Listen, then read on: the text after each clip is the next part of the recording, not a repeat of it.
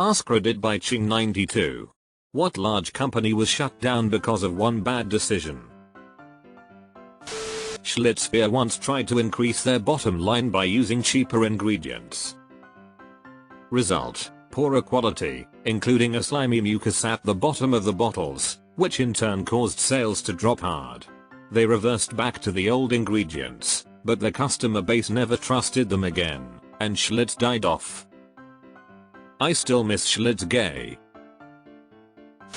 A radio station I used to listen to recently changed their format from 80% music, 20% talk show to 100% talk show.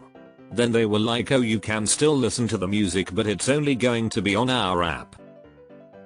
Sounds like a radio station in my state. Used to be the station for hard rock, now it's just a talk show.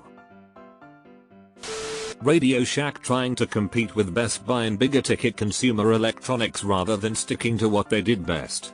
I worked there in the early mid-zeros and you could feel the downfall as it was happening.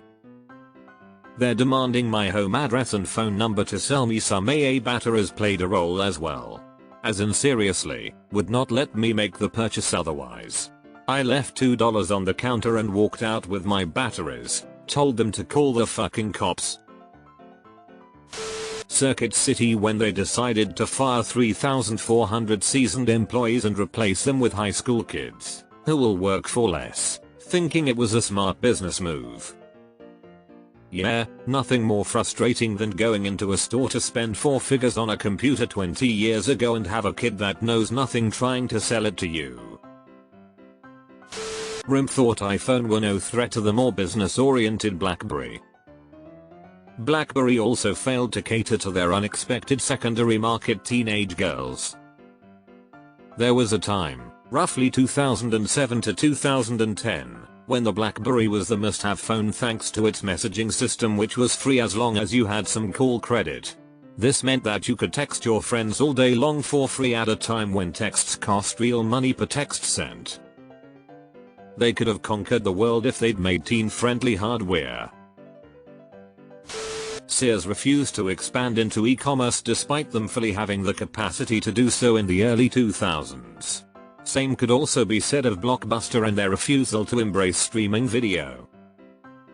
The Sears mail order catalog used to be serious shit. You could get so many things. Even prefab housing. How they dropped that ball I will never understand. Eastman Kodak's decision to not get into digital come to mind. Which is nuts because they invented the digital camera. Vine. Vine was the TikTok of its day and then Twitter bought it and decided there was no profit in it. Bad timing emo. At that time, mobile data was still very restricted. Today everyone's got unlimited data and can scroll through millions of video feeds. The Ratner's jewelry shop chain in the UK, because its chair Gerald Ratner chose to speak off the cuff at a major business speech in 1991. We also do cut glass sherry decanters complete with 6 glasses on a silver plated tray that your butler can serve you drinks on, all for £4.95. People say, how can you sell this for such a low price? I say, because it's total crap. The company's valuation collapsed. Ratner was forced out and the high street shops all closed. That actually wasn't off the cuff. He planned that line in his speech. It was followed up by "but we've sold 250,000 of them." He was taking a shot at snooty high-end jewelry shops. And he'd successfully done so in previous speeches. But this time, journalists were there, and they put those words in front of his customer base, and the customers didn't appreciate it. Not shut down, but Tumblr taking porn off their site wasn't a sound business move.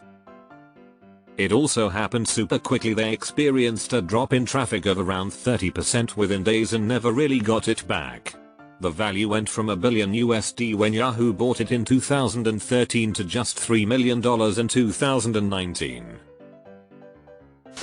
BlackBerry had killer phones but never adapted to smartphone era. Messaging apps did a lot to help kill them.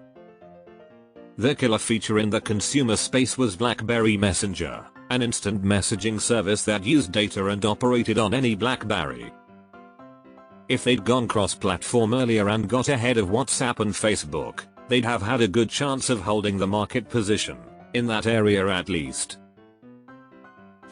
Yellow Trucking bought out a bunch of smaller companies, and never bothered to consolidate them into a single entity. Each one would operate independently as a subsidiary. Not only did this force them to take on loads of debt, but it also put them at odds with the Teamsters, who had active agreements with each company prior to the buyouts. They never recovered from this move, and relied heavily on the Teamsters to negotiate pay benefit cuts for its members for the next decade and a half. When the union rejected the latest concession proposal earlier this year, the company shut down and blamed the union for its own incompetence. That was a long, painful decline. I worked for a regional carrier for a number of years, and leadership was constantly telling us to be ready for a huge boom in business because it was going under any day. Took quite a bit longer than they thought, but it seemed kind of inevitable. Blitz USA Incorporated. They made gas cans, car amps, that sort of thing. They refused to add a simple screen to their gas cans that would prevent flashover, even after multiple lawsuits. Even after not being able to use their own fuel containers on their own production floors due to OSHA regs. Now they don't exist. It's almost a case of corporate suicide. The very first website cited to me when I searched Blitz USA was a page from the law group Party to the Lawsuits. It reads, and X200B. Here are the facts. More than 75 people were horribly burned by Blitz gas cans, and many burned to death, all because the company failed to install a simple flame arrestor that would have cost less than $1. Other manufacturers use it.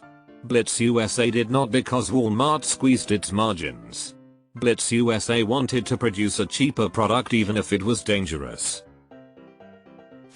They say they would have died anyway, but Circuit City fell much faster after they no longer allowed their staff to get commissions on their sales. Borders Books. I was in the meeting when they decided the way to solve their terrible online sales was to outsource it to Amazon. They were gone inside of 30 months. They could have done so well too. Their custom mix CD counter was awesome. My local store had a girl that would compile custom soundtracks for some of the Hosteling books, and you could pick up a new book with music to listen to while you read. Imagine if they'd embraced an e-reader and put something like that into it while streaming. I have to think about Toys R Us. They outsourced their online store to Amazon, who turned into their competitor.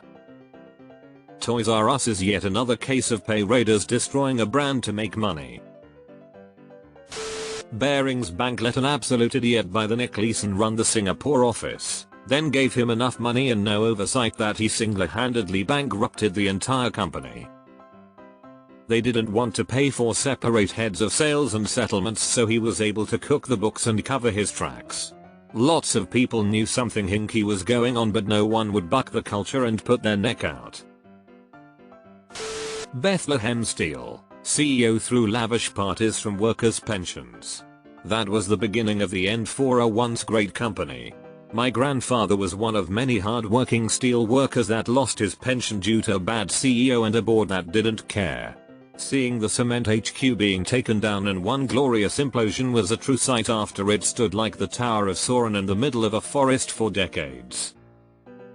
They basically killed the father of a former co-worker of mine. He saw on the news that they'd decided to renege on their promises to retirees. He'd just lost his pension, which was his only income, and healthcare. The shock triggered a massive stroke, and he died a couple days later. I've also wondered what happened to a former neighbor I had in the 80s. He was a piper-fitter for Beth Steel outside Baltimore. And he was about the age where he'd have retired at the worst possible time. Super nice guy. I hope things worked out for him. Best Buy and Circuit City were competitors, somewhat equal. Then Circuit City management decided that they could make more money by laying off the experienced salespeople and replacing them with minimum wage 20-somethings.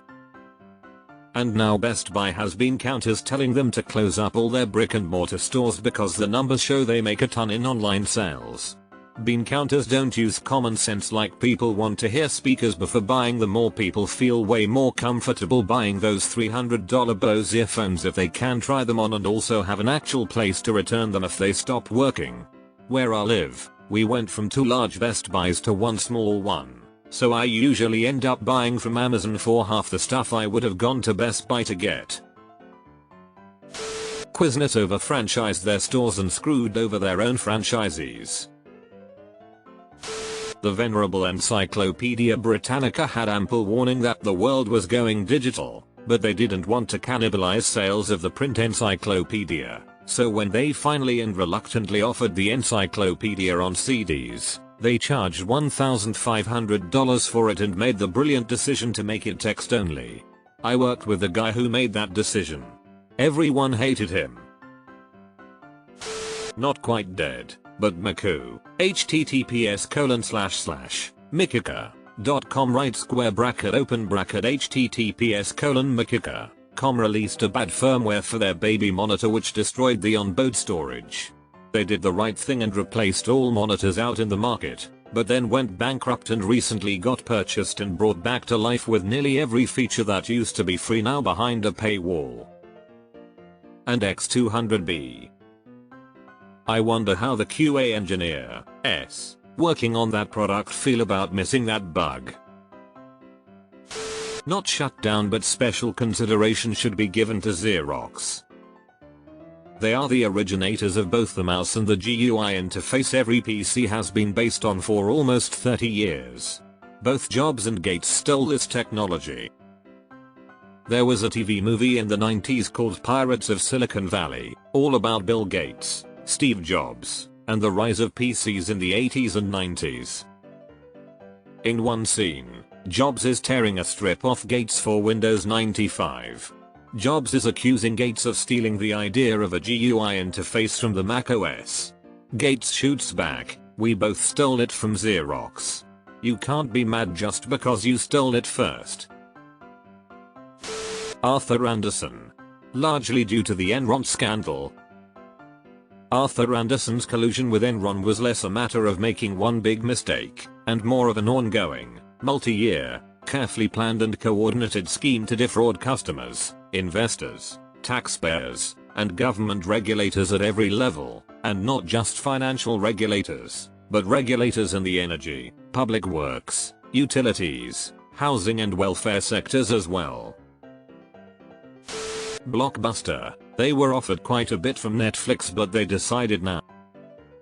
I believe they also had the opportunity to buy Netflix before it exploded and they passed.